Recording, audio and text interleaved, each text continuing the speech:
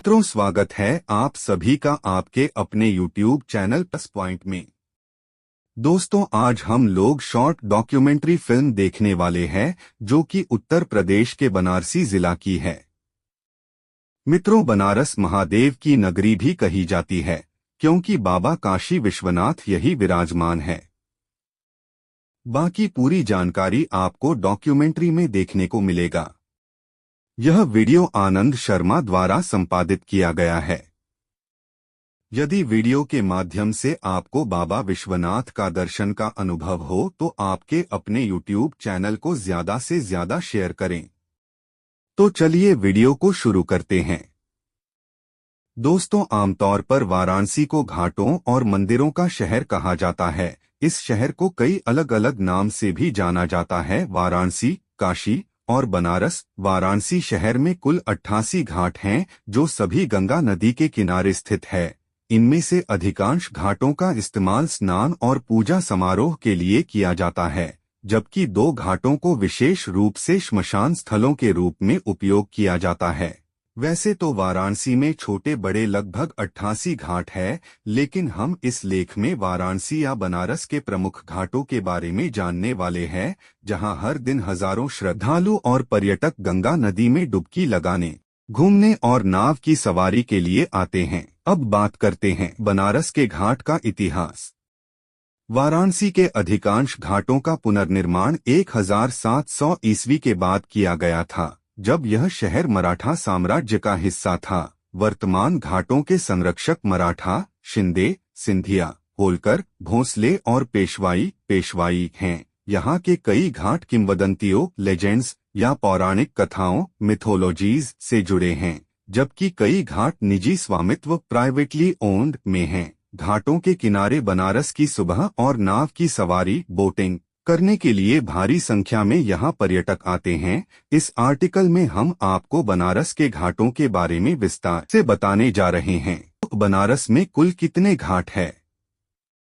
दोस्तों, बनारसी में कुल छोटे बड़े मिलाकर लगभग 88 घाट हैं। हम लोग कुछ प्रमुख घाटों के बारे में एक एक करके जानेंगे। 80 घाट। इस घाट पर विदेशी छात्र, शोधकर्ता, रिसर्चर्स, कलाकार और पर्यटक भारी संख्या में आते हैं। यहाँ रोजाना सुबह लगभग 300 लोग, जबकि त्योहारों के दौरान लगभग 2500 लोग प्रति घंटे आते हैं। इस घाट पर शिवरात्रि के दौरान एक साथ लगभग 22,500 लोग जमा होते हैं। एक मान्यता के अनुसार देवी दुर्गा ने शुंभ और निशुंभ नामक राक्षसों का वध करने के बाद उनकी तलवार को यहाँ फेंका था। जहाँ वह तलवार गिरी थी, उस नदी को असी नदी, असी रिवर के नाम से जाना जाता था। गंगा नदी और असी के संगम स्थल को 80 घाट के नाम से जाना जाता है। अहिल्याबाई घाट। 1778 में केवलादेवी घाट का विस्तार करके इसे मध्य प्रदेश की रानी महारानी अहिल्याबाई होलकर के संरक्षण में बनाया गया था, इसलिए उनके नाम पर इस घाट का नाम रखा गया। इस घाट पर महल के अलावा एक विशाल आवासीय परिसर, रेजिडेंशियल और हनुमान मंदिर है और 2 अन्य मंदिर भी हैं। दरभंगा घाट। नागपुर के वित्त मंत्री श्रीधर नारायण मुंशी ने इस घाट का निर्माण किया था और आंशिक रूप से महलनुमा इमारत, पैलेशियल बिल्डिंग थी। उनके नाम पर ही इस घाट को मुंशी घाट कहा जाता है। 1915 में दरभंगा के ब्राह्मण राजा ने इस घाट को खरीदा और दरभंगा घाट के रूप में विकसित किया। महलनुमा इमारत बलुआ पत्थर से बनी है, जिसमें एक सुंदर पोर्चेस और ग्रीक खंभे, ग्रीक पिलर्स हैं। दशाश्वमेध घाट। दशाश्वमेध घाट को वाराणसी में मुख्य घाट के रूप में जाना जाता है। यह विश्वनाथ मंदिर के करीब स्थित है और सबसे शानदार घाटों, स्पेक्टेक्युलर घाट में से एक है। माना जाता है कि भगवान ब्रह्मा ने भगवान शिव का स्वागत करने के लिए इसे बनाया था।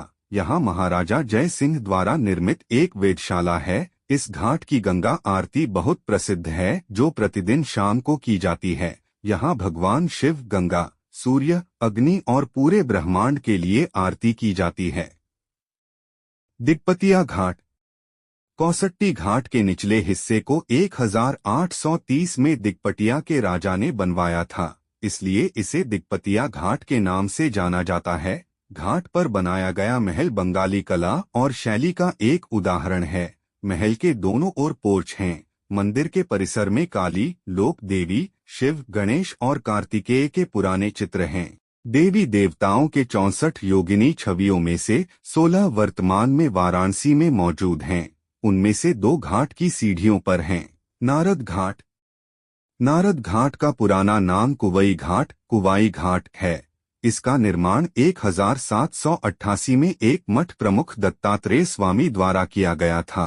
नारद घाट पर 4 महत्वपूर्ण मूर्तियां नारदेश्वर, अत्रेश्वर, वासुकीश्वरा और दत्तात्रेयश्वर हैं। गंगा महल घाट। गंगा महल घाट वाराणसी के प्रमुख घाटों में से एक है। इसका निर्माण 1830 ईस्वी में नारायण डायनेस्टी द्वारा कराया गया था। चूंकि महल को घाट पर रखा गया था, इसलिए घाट का नाम गंगा महल घाट रखा गया। इस महल का उपयोग अब शिक्षण संस्थानों द्वारा किया जाता है। पहली मंजिल का उपयोग कनाडा के विश्व साक्षरता कार्यक्रम द्वारा किया जाता है और ऊपरी मंजिलों का उपयोग कार्लस्टेड विश्वविद्यालय, कार्लस्ताद यूनिवर्सिटी द्वारा आयोजित इंडो स्वीडिश स्टडी सेंटर द्वारा किया जाता है। ललिता घाट। नेपाल के दिवंगत राजा नेपाल किंग ने इस घाट का निर्माण वाराणसी के उत्तरी क्षेत्र में कराया था। यह गंगा केशव मंदिर का स्थान है, जो काठमांडू शैली में बना एक लकड़ी का मंदिर वुडन टेम्पल है। मंदिर में पशुपतियेश्वर की एक मूर्ति है, जो भगवान शिव का एक रूप है। यह चित्रकारों और फोटोग्राफरों की पसंदीदा साइट है। हरिश्चंद्र घाट। हरिश्चंद्र घाट वाराणसी के सबसे पुराने घाटों में से एक है। इस घाट का नाम एक पौराणिक राजा मिथोलॉजिकल किंग हरिश्चंद्र के नाम पर पड़ा है, जिन्होंने कभी सत्य और दान की दृढ़ता के लिए यहाँ श्मशान घाट पर काम किया था। यह माना जाता है कि देवताओं ने उसे अपने संकल्प, दान और सच्चाई के लिए पुरस्कृत किया और अपने खोए हुए सिंहासन और उसके मृत बेटे को वापस कर दिया। माना जाता है कि अगर किसी व्यक्ति का अंतिम संस्कार हरिश्चंद्र घाट पर किया जाता है, तो उस व्यक्ति को मोक्ष, सल्वेशन की प्राप्ति होती है। चेत सिंह घाट। चेत सिंह घाट एक ऐतिहासिक गढ़ घाट है। इस स्थान पर 1781 में वारेन हेस्टिंग्स और चेत सिंह की सेना के बीच युद्ध हुआ था। महाराजा प्रभु नारायण सिंह ने 19वीं शताब्दी के उत्तरार्ध में किले और घाट को ब्रिटिशों से लिया था। इस घाट के 4 भाग हैं, जिन्हें चीता सिंह घाट, निरंजनी घाट, निर्वाणी घाट और शिवाला घाट के नाम से जाना जाता है। जैन घाट का नाम 7वें जैन तीर्थंकर सुपार्श्वनाथ के नाम पर रखा गया था, जिनके बारे में माना जाता था कि वे पड़ोस में पैदा हुए थे। उनकी स्मृति में 1885 में घाट के ऊपरी हिस्से में एक मंदिर बनाया गया था। 1931 से पहले यह वचराजा घाट का हिस्सा था, लेकिन जब बाबू शेखर चंदा ने जैन भिक्षुओं की सहायता से इस हिस्से को अलग किया, तब से यह जैन घाट कहलाता है। सिंधिया घाट। सिंधिया घाट मणिकर्णिका घाट के उत्तर में है और इसे शिंदे घाट की सीमा के रूप में भी जाना जाता है। यहाँ स्थित शिव मंदिर लगभग 150 साल पुराना है और आंशिक रूप से नदी में डूबा हुआ है। मणिकर्णिका घाट। कहा जाता है कि देवी सती के जलते हुए शरीर को भगवान शिव जब हिमालय लेकर जा रहे थे, तब सती के शरीर के हिस्से पृथ्वी पर गिरने लगे। जहां जहां देवी सती के शरीर के टुकड़े गिरे, वहां भगवान शिव ने शक्ति पीठ की स्थापना की। मणिकर्णिका घाट पर माता सती के कान का आभूषण, ईयर्स ऑर्नामेंट, गिर गया था। यह वाराणसी में सबसे प्रसिद्ध, पवित्र और सबसे पुराने घाटों में से एक है। इस घाट पर हिंदू रीति रिवाजों से अंतिम संस्कार किया जा सकता है। राजेंद्र प्रसाद घाट।